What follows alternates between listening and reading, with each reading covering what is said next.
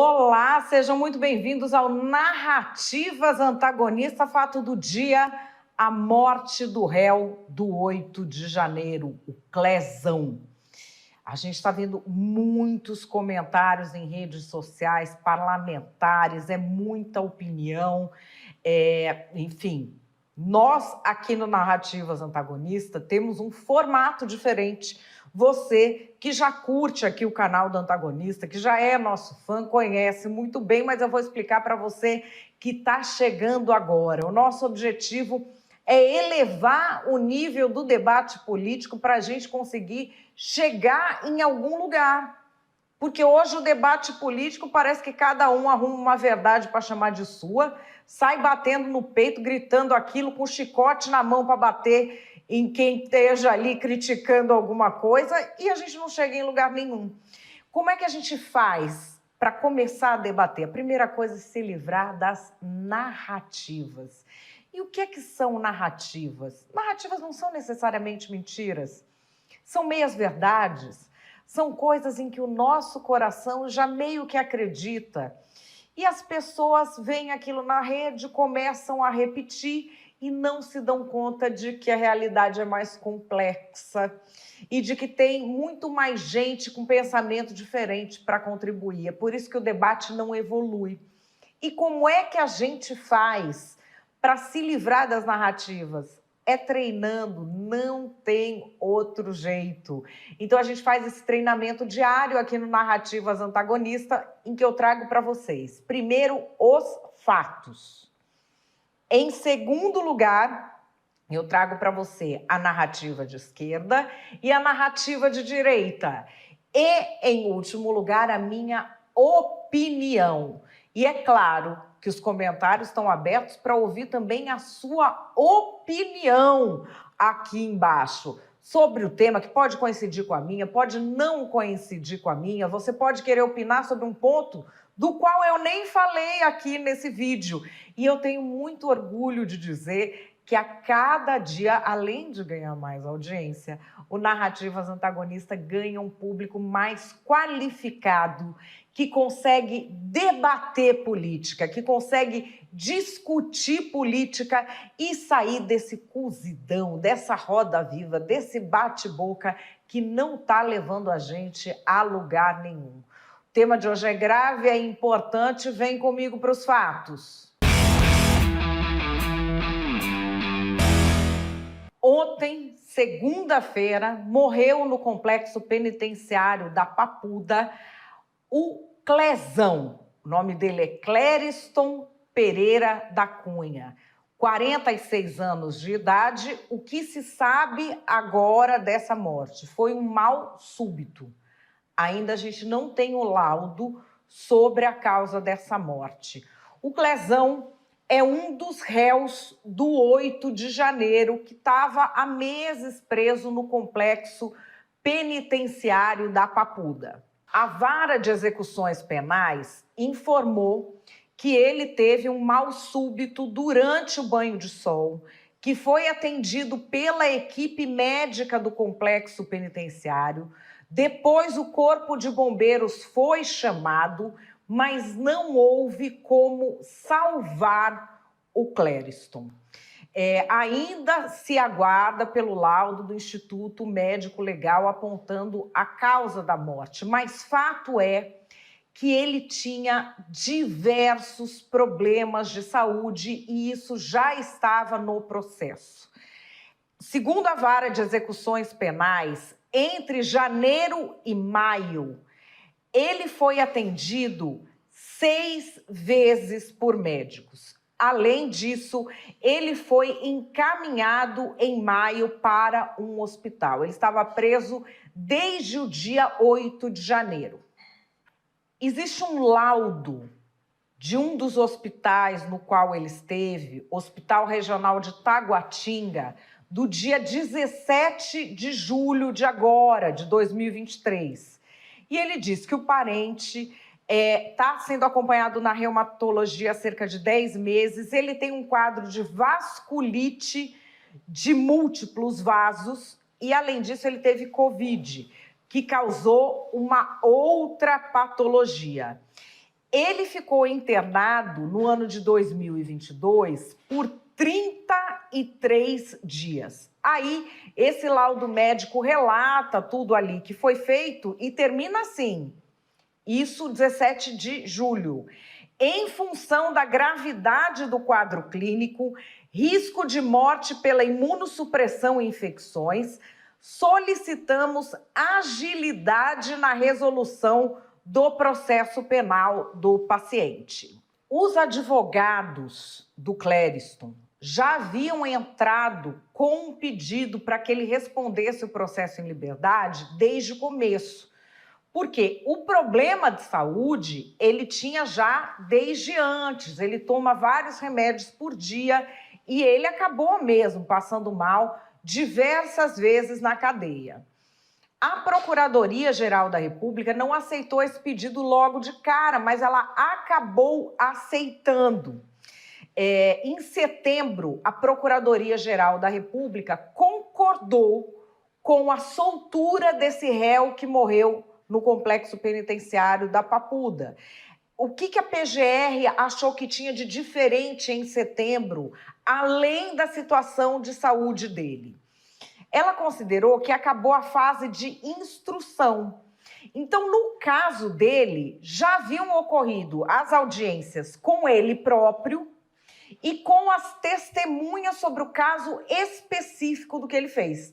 Portanto, a PGR considerava que era possível se fazer ali naquele momento já a soltura. Quanto ao depoimento em si, o Clériston Pereira de Souza, ele sempre afirmou não ter se envolvido em nada de violento. Aqui a gente tem um trecho do depoimento dele, e nesse depoimento ele diz que não se envolveu em nada de violento no 8 de janeiro e que ele nem sabia o que estava ocorrendo dentro dos prédios do Congresso Nacional. É isso que ele diz. O senhor sabia previamente que naquele dia específico iria haver uma manifestação violenta ou que desrespeitasse a lei? De maneira alguma. Se eu soubesse, doutor, jamais teria ido. De maneira alguma. Ao dirigir-se para a esplanada, você pretendia manifestar-se pacificamente? Sim, como eu sempre fiz, né? A gente ia pacificamente, inclusive levava minhas filhas, era tranquilo. Eu pensava que seria da mesma forma, né? Se eu soubesse que fosse violento, eu não teria ido. Você levou alguma coisa lá para a manifestação no intuito de permanecer, tipo como se fosse um colchão, uma barraca, ou algo para ficar mais dias? Nada, doutor. Como eu tenho um problema de saúde, nem mesmo meus remédios eu levei. Se eu tivesse o intuito de ficar acampar lá, eu fui para a manifestação, eu fui para voltar imediato. Eu pensei que voltaria rápido. Só isso. O ministro Alexandre de Moraes jamais chegou a analisar esse pedido de soltura devido à saúde que foi apreciado pela PGR. Não chegou ao julgamento dele. Então, assim, não houve nada contra a soltura, mas esse pedido, ele é antigo, a PGR concordou com ele a partir de setembro, ele não chegou a ser apreciado. Assim que informado da morte do preso pela Vara de Execuções Penais, o ministro Alexandre de Moraes fez um pedido de informações sobre a causa da morte e as circunstâncias da morte. Os parlamentares também estão reagindo nas redes sociais, mas eu vou trazer aqui para você o que é uma manifestação oficial. O presidente da Comissão de Segurança Pública da Câmara dos Deputados, deputado Ubiratã Sanderson, pediu à juíza que cuida ali da Vara de Execuções Penais encarregada do caso, uma explicação mais detalhada sobre a morte desse detento do 8 de janeiro. E nas redes sociais ele tem dito que alguém terá de ser responsabilizado por essa morte. É uma fala que vem sendo repetida por muitos deputados. E aqui a publicação de redes sociais do deputado Sanderson. Há mais de 10 meses, preso provisoriamente em razão do 8 de janeiro, com parecer do MPF pela soltura, Clériston da Cunha morreu no interior da Papuda. Laudo médico atestava que ele tinha risco de morte. Réu primário, sem individualização de conduta. Alguém terá de ser responsabilizado. Bom, esses são os fatos. Vamos agora às narrativas. O que mais me impressiona no fascismo bolsonarista é esse comportamento seletivo. Eles não eram o pessoal do direitos humanos para humanos direitos? Quando o criminoso é bolsominion, aí ele passa a não ser mais criminoso? É assim que funciona no bolsonarismo? Eles brigam para torturar preso, eles gostam que preso seja torturado. Você fala em tortura de preso, eles falam, ninguém mandou roubar, ninguém mandou matar. Tá aí. O santinho deles, o anjinho deles que morreu, quis apenas abolir o Estado democrático de direito de forma violenta. É uma pena que tenha morrido na cadeia. É uma pena a morte de qualquer pessoa que deixa família, deixa filhos. Agora, querer culpar o ministro Alexandre de Moraes por isso, ainda culpar Rodrigo Pacheco, essa gente é muito maluca. Essa gente é muito maluca. Pessoas que participaram daquilo não têm como conviver em sociedade, não têm como responder em liberdade. Tudo que é possível que seja feito nesse processo está sendo feito às claras e nós estamos vendo. O que eles querem é desculpa para delinquir. É desculpa para tentar de novo dar um golpe, para tentar de novo botar o genocida no poder, mas não passarão.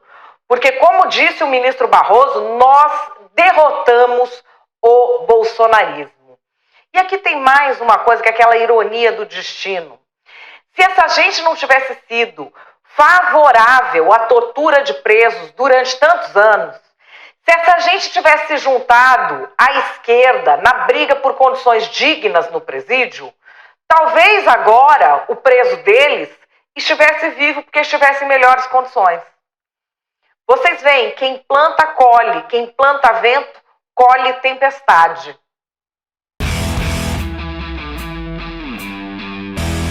Quem disse que não tem pena de morte aqui no Brasil? Tem. Na prática, tem. No caso do Clezão, teve. São meses e meses dele preso. Ele é um herói do 8 de janeiro, foi um herói do 8 de janeiro. Disse que não se envolveu em nenhuma conduta violenta.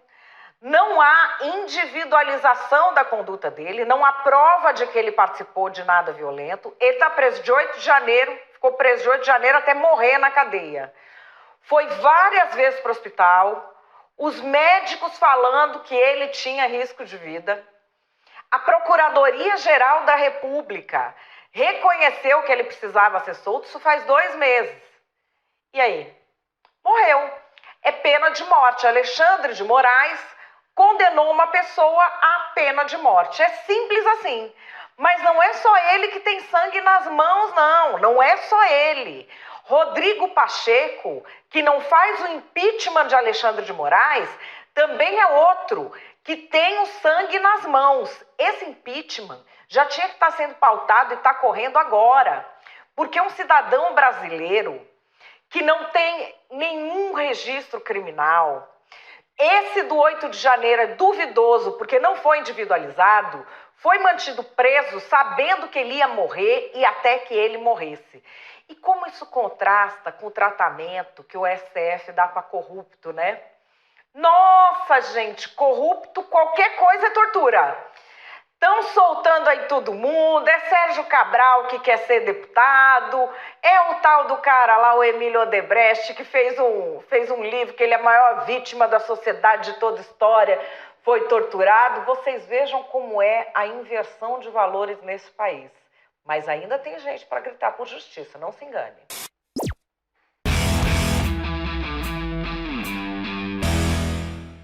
Bom, pessoal, e qual é a minha opinião sobre isso? A minha opinião é que se não fizer uma espécie de força-tarefa para julgar todos esses casos e individualizar as condutas, os problemas sobre o STF vão se avolumar. O STF não tem condições, não estou falando técnicas, condições humanas de analisar mais de 900 processos criminais. Tudo foi levado ao STF, foi decidido, tomou-se uma decisão técnica de que o foro é lá. Ok, só que como vai fazer isso é algo que não está ainda claro. Qual é a ordem de julgamento? Por que um é julgado antes e o outro é o segundo e o outro é o terceiro? Também é algo que não está claro. Não estou dizendo que não tenha essa lógica, pode existir. O fato é que isso não é passado de maneira clara para a população. E para a população, a sensação de que está sendo feita justiça depende de uma organização clara das coisas. Aqui nós temos centenas de réus. Quantos deles têm problemas de saúde ou no processo, ou isso, aquilo? Não sei. O que eu sei é que nos gabinetes dos ministros, você não tem uma estrutura para analisar em profundidade com rapidez todos esses processos. E isso vai acabar trazendo problemas, porque o tempo está se alongando. É um ano que passou rápido, mas pensa bem, já faz um ano. Faz um ano, não julgou ainda nem 10% dos caras que precisam ser julgados. Em um ano, não se julgou 10%. Vai demorar o quê? 10 anos para julgar o pessoal do 8 de janeiro? E aí as histórias que a gente tem desse senhor, desse Clériston, senhor de 46 anos, casado, com 2 filhas, que tinha lá o seu comérciozinho, morava perto do Distrito Federal, tinha um irmão que era vereador, mas nem era um vereador assim desses atuantes, bolsonaristas, nada. Ele se meteu lá, disse ele no interrogatório que não tinha se metido em nada violento. Não há uma finalização com a individualização da conduta dele. E o que acontece é o seguinte, quando falta braço, as coisas atrasam. A justiça no Brasil já é morosa, porque tem muito processo por cabeça. Você pode falar, mas tem muito juiz, tem não sei o quê. Mas também o brasileiro espirrou, tá no judiciário. Na cabeça do brasileiro, tudo se resolve com o juiz. E não se resolve. Aí ele vai ver que não se resolve. Todo mundo já teve essa experiência de achar que resolvia, vai lá e quebra a cara. E a gente tem processo para tudo que é tipo de coisa, gente. Tem processo que chega nos tribunais superiores de roubo de galinha mesmo. Roubo, furto de galinha. Então, a gente tem, no meio dessa realidade do judiciário, a realidade do judiciário é o seguinte, entra em qualquer rede social, tem 500 pessoas te mandando processar alguém todo dia, porque as pessoas acham que adianta. Então, assim, o brasileiro, ele tenta resolver problemas que a própria sociedade teria de equacionar, ou que você teria de tentar formas extrajudiciais e mediação. O brasileiro tenta tudo na justiça, então já está assoberbada. O STF, que deveria ser a corte constitucional, já recebe processos que, assim, existe um ponto de toque constitucional ali, existe, mas você tem o STF, no fim, como mais uma instância, como mais um recurso. A gente vê aquela história de quantos milhares de processos cada ministro tem no seu gabinete. A esses processos se somaram os do 8 de janeiro. E eles são processos muito complicados, porque quando o STF pega, normalmente a fase de prova daquilo tudo já foi. Já foi analisada a prova, defesa, acusação, isso e aquilo. E ele vai analisar o quê? Se aquilo é constitucional ou não. Os processos que a gente tem lá são para analisar prova e prova criminal. De centenas de pessoas, isso dá um trabalhão. E aí a gente tem esse caso em que o que em tese seria a acusação, que é o Ministério Público, a Procuradoria-Geral da República, falou que a pessoa deveria ter sido solta. Isso foi em setembro, faz 2 meses. E você não tem ainda nem a apreciação pelo ministro. O ministro nem julgou. 2 meses atrás, fala, não, pode ser solto. E ficou lá 2 meses. Falta braço. Isso acontece, não vou dizer para vocês que é porque é no STF, isso acontece com gente que está em situação criminal no Brasil inteiro. Acontece que o país está de olho neste processo. E o país estava de olho no quê? Numa acusação de que houve uma tentativa de golpe de Estado que contou com gente do alto escalão e com gente de grana. E aí eu te pergunto, cadê esse povo? Por que a gente só vê o Clériston da vida preso aí? Já deu 1 ano, gente. 1 ano. Tem gente que está presa 1 ano, gente pequena, um peixe pequeno. E os tubarões que participaram? Cadê? Essa sensação de que a justiça trata diferente quem está no andar de cima e no andar de baixo é uma constante no imaginário do brasileiro. A se prorrogar o que a gente está vendo no 8 de janeiro é algo que muito facilmente vai se transferir para esse processo. E aí, a credibilidade do processo todo vai ficar difícil para manter na opinião pública, mesmo que tecnicamente venha a se comprovar que ele é impecável.